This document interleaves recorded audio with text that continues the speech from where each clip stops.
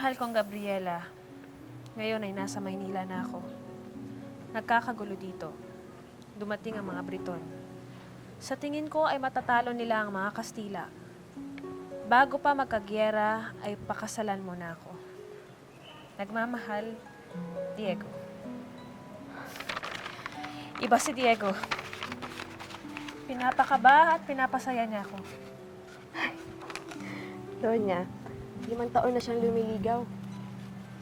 Mahal ka niya. Mahal ko na rin siya.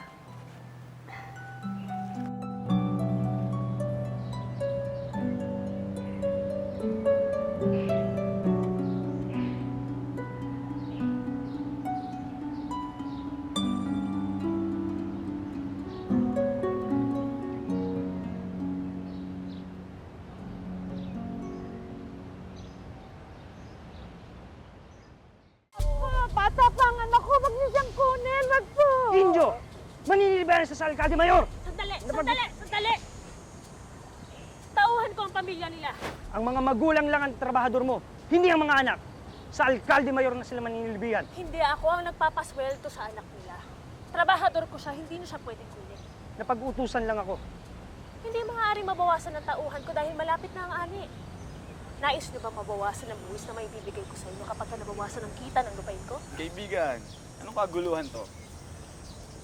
Wala kayong karapatan na basta nalang kumuha ng mga tauhan dito! Para na rin sa pinakamamahal kong kaibigan, na si Diego. Ganito na lang, lilipat ko na lang sila sa lupain ko. Pero kung may trabaho na sila sa'yo, hindi ko na sila agawin. Sige na. Maraming salamat po, Doña Gabriela.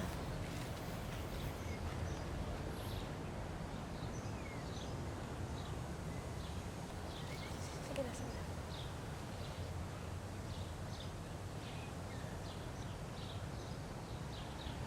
Isang Spanish mestizo si Miguel Vicos.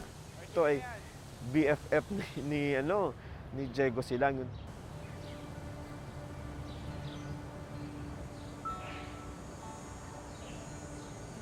Oo nga. Ano? Narinig mo yun? Napapakasal na ako. Ano?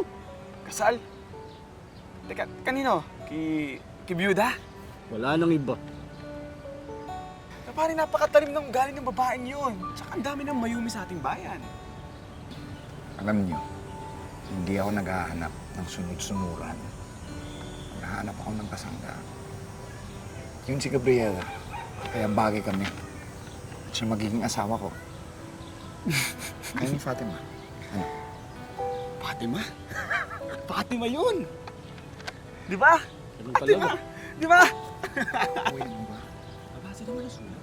Yun nga. Ba? Minsan ito para sa inyo.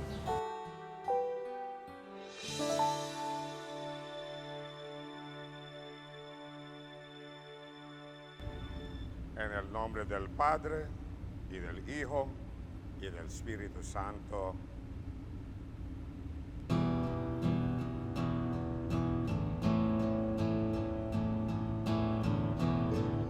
Ikaw sa akin ay nag-iisa. Ikaw sa akin ay naiiba. Ilang araw pa lang kitang kasama. Hawak ang iyong kamay at nakangiti.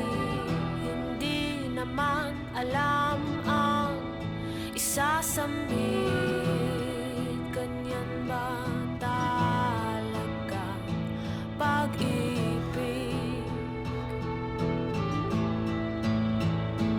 Ibigay ang hiniling pagkat